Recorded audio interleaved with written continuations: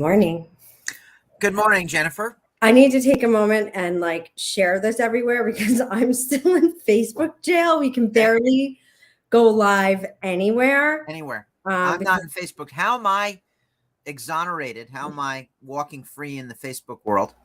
I don't know, because I really have been on amazing behavior since I had a complete breakdown about 18 months ago. All right. So while you're doing that, yeah, and this will be a good introduction to what we're going to discuss.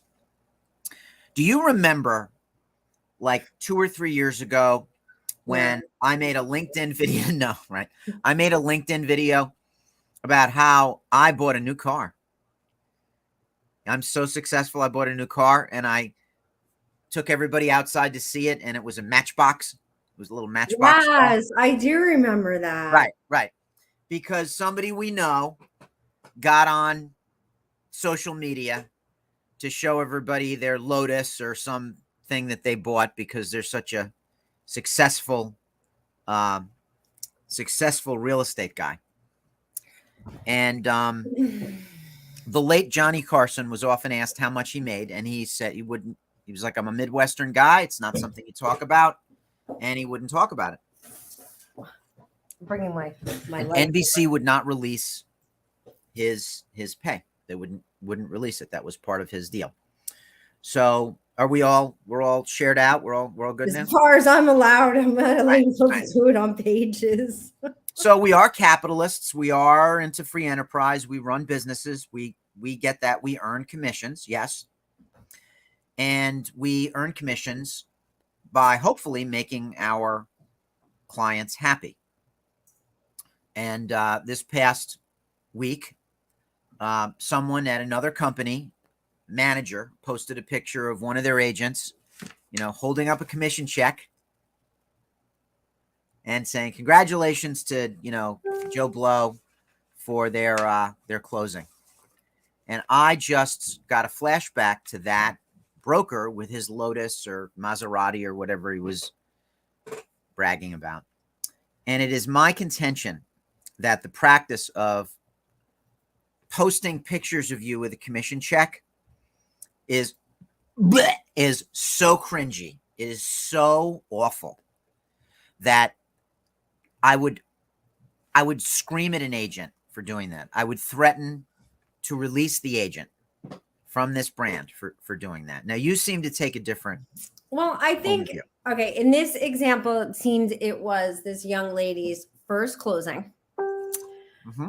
Being that we are in a commission-based industry, mostly, which honestly is becoming a lost art, and finding people who are willing to work where they get paid based on their own efforts and their own results, basically, it's getting more and more challenging and more difficult. And we're going to see that as this market continues to squeeze. So while I probably mostly agree with you that as a common practice is a little tacky, as a first commission earned by somebody extremely new to the industry, I think it's acceptable. I also think that we have two sets of consumers. We have the general public who are buyers and sellers, and then we have our agents and our future agents, and they are motivated by a check. Sure. So are sellers. So are buyers. So why is it okay if I'm giving away $100,000 to take a picture with a giant check? Why is that okay? But the fact that I sacrifice my personal time most of the time, because it looked like that was a buyer closing, especially with buyers, you are sacrificing personal time, family time often. And I can imagine in this market, she worked 10 times harder than I had to on my first commission.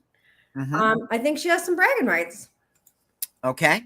So there's a number of ways that you can spike the football. One of them is to have a picture of you with your clients with a sold sign. Another one might be what our friend Christina did the other day, which was post a nice 5-star review from a From client, clients. right? So as you probably know, I just put a roof on my house a few months ago. All right. Now the guy who put the roof on the house also is self-employed, right? He's he's a small business owner. Roofs are not cheap, and it's not fun to write those checks for the roof, even though, like, they kind of have you because you need a roof, right? You kind of you kind of need a roof over your head. And I do want to endorse my product, which is shelter. I sell living indoors. That's my thing. All right. If that roofer had gone on social media and said, "Hey, I just got Phil to write me this big fat check. Woohoo!" then I think I would have lost my mind. Now, the context that you're talking about is, yes, this is an agent who just earned their first commission. I'm not sure if that's the case, but let's take the case that it is an agent. I think they were the listing agent, but again, it's their first deal. So let's just take your case that it's their first deal. I think you could have a picture of them handing over the keys. I think you could have all kinds of things that did not beat a already stressed out consumer population over the head that, yay, we're collecting commission checks and woo, As an industry as a whole, we have been celebrating and bragging about income with diamond level and platinum level and sold this many in volume. Only anybody has to do is calculate the average commission, which everybody seems to know nowadays. And you know exactly how much somebody's earning. So well, we don't know their split. All of those things, all of those ways that you called spiking the football are celebrating the work. Right. Quite frankly, celebrating the rewards, I think, is okay, unless you make it your business practice. Right. And that's all you're doing. Listen, we all know the Instagram realtor is the one who's like they're seated in a private jet. And some of them actually are, right? Yeah. They're good at their jobs and so on and so forth. But look, we're in an industry that the sky is the limit. But the amount of work that it takes to get there is, I mean, you and I don't have a private jet, and we work harder than anybody I know. No, we're working on a helicopter, is my recollection. But you got a new roof. Yeah, I need a helicopter and a stylist. Yeah, I have a roof, which I'm happy will last another 30 years or so. The roof will probably live longer than I do.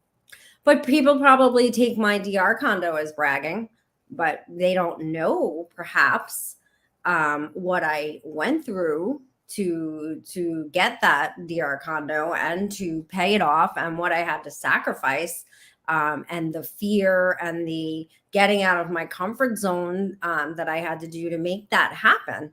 But I'm sure that when, people are like, oh, when I'm posting about it. Well, I think that people posting from a pretty location now and then, I don't know that people are like, does she have a mortgage on that? I don't know that people are thinking that. I think if anybody knows you, they're happy for Jen. She's taking time off, because 99% of your posts have nothing to do with you having idle leisure, right? And even when you are on the beach, and I know this firsthand, I'm working. You're working, right? Which is probably something you should discuss with your mental health professional, because you should probably unplug. I do. Time to time. I'm pretty good. And I just don't need as much as other people. When I go down, I go down. Okay. Listen, that's fine. So, as a regular business practice, I think we can agree this is a bad idea. I would agree on a regular basis. I would not even for their first sale choose that tactic. What I would do if it was my agent's first sale is show them at a closing. I would show them handing over keys to the client. I would show them standing next to a sold sign, or standing next to the home they sold or something like that. I think we can handle the financial side of it, the fact that we earn commission, with a little more subtlety. What you actually said makes a lot of sense. People know that we earn commission. That is, and as you also pointed out, people seem to know exactly what our commissions are. Well, Jay Thompson and I got into a debate, which I think I won, and I told him, thank God, because I am not armed to debate him.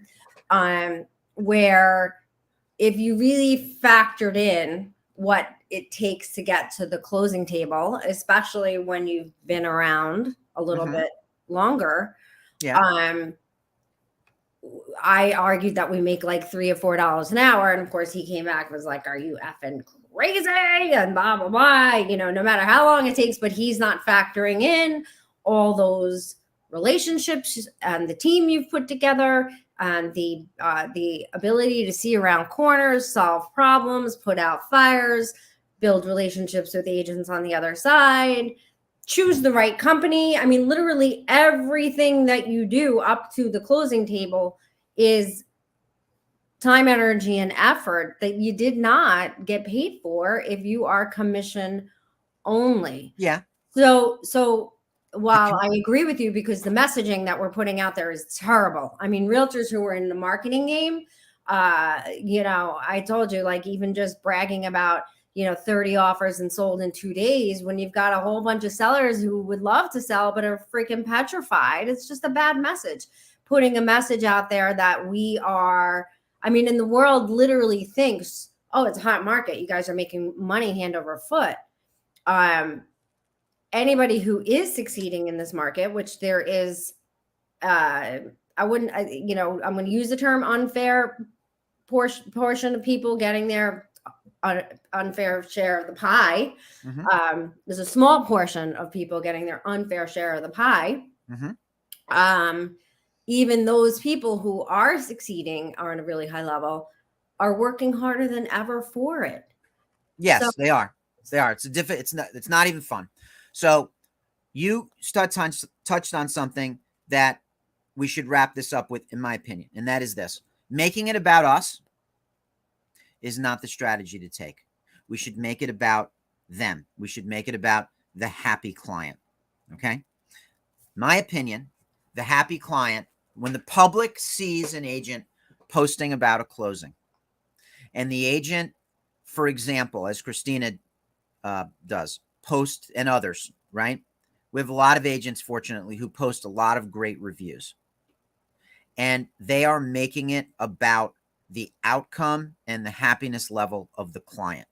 That, to me, is the best messaging. The messaging, the subtle recruiting pitch, for example, the messaging that it's about us, that there's self-interest involved. In industry circles, behind the curtain, if you will, if you want to talk about that just to an industry audience, it's business, right? It's compensation. We get that. I think the optic to the public should always be, hello, public. This is about you. We want to make this about you. We want you to be happy. We celebrate your success, your happiness, your satisfaction, your willingness to continue to honor us with your referrals. And we de-emphasize for now what we get out of it. Yes, of course, we get a paycheck. Everybody should get a fair paycheck for producing a result. I remember we hired, by the way, a some web development company for some niche website that's no longer up. And the guy thought he put me on hold, and he turns to a colleague and he says, I just sold a Mac Daddy package to this guy.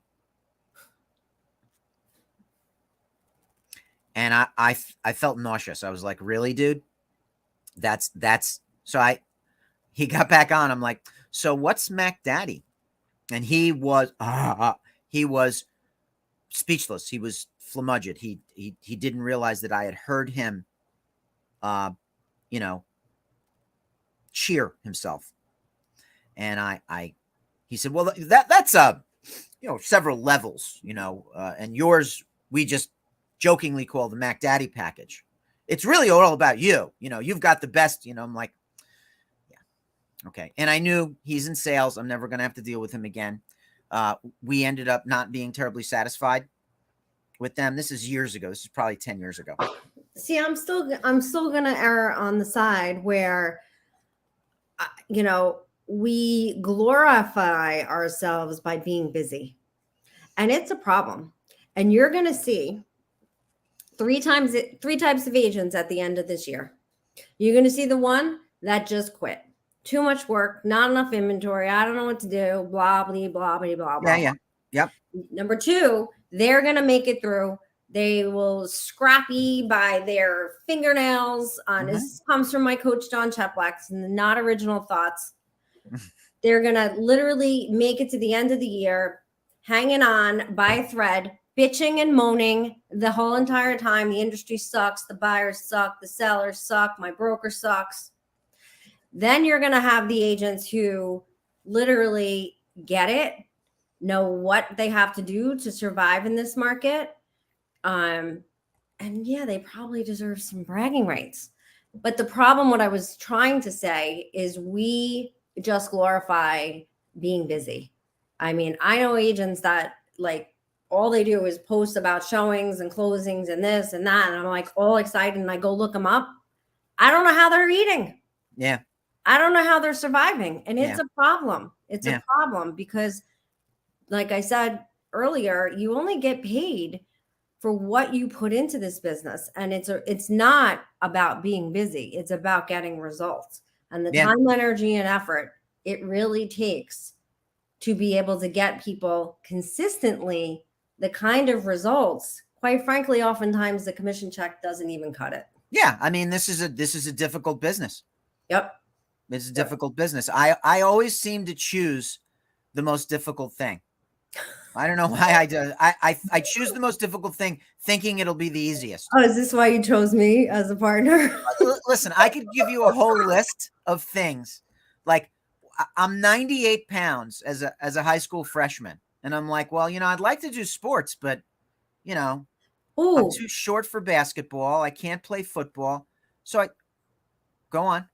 Go ahead. Finish your thought. So I'm like, all right, well, wrestling has weight classes. I'll do wrestling. Most brutal sport there is wrestling. So then my brother says to me, listen, when you get to college, go out for crew.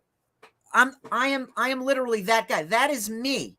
I'm just sitting. The other guys are doing all the work. You spend 6 months of the year freezing your balls off out on the river, right? And when they win, they throw you in. And like that was hard. We start in August and we end in May. There's no off season. Even in the winter, we're in the tanks, right? Why do I keep choosing these difficult things? Go on. It's just... Well, two things.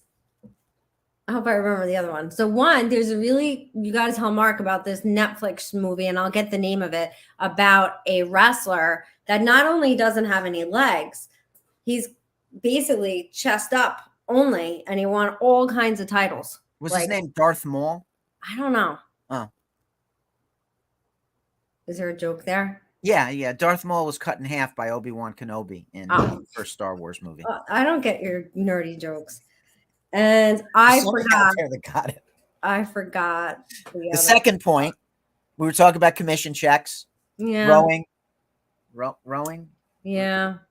Choosing difficult things. Yes. It's lost. I think we made our point. We made our point. I'm right. There has to be a healthy balance. But you know, I'm a big believer, as you know, in celebrating all the small successes. So I guess I view that more as celebrating a small success. And I think it probably would have rubbed you less had it been the young lady herself, than had it been like leadership guiding you in that direction. If it was genuine and from the heart, and you know, I think you would have felt, not that it was disingenuine, but had it been from the young lady herself, not prompted by her manager, I think you probably would agree with me a little more than you do right now. I'm all for celebrating success. I am all about some of the subtleties here, I suppose. All right. So Imagine that we're not going to agree on the whole thing. I'm shocked. All right. Well, hopefully, I don't think next week I'm out of Facebook jail yet. I think it's Saturday. Okay. So, oh no, next week maybe. Yeah, I think next week I am out of Facebook jail, just not my own show on Friday. Huh? So, we'll see you guys next week, and we're going to be rebranding, and we're going to be bringing some awesome guests and really getting our shit together. So, Yeah, we should probably get around to doing that. I'm not doing that annoying countdown. I'm just ending. Okay.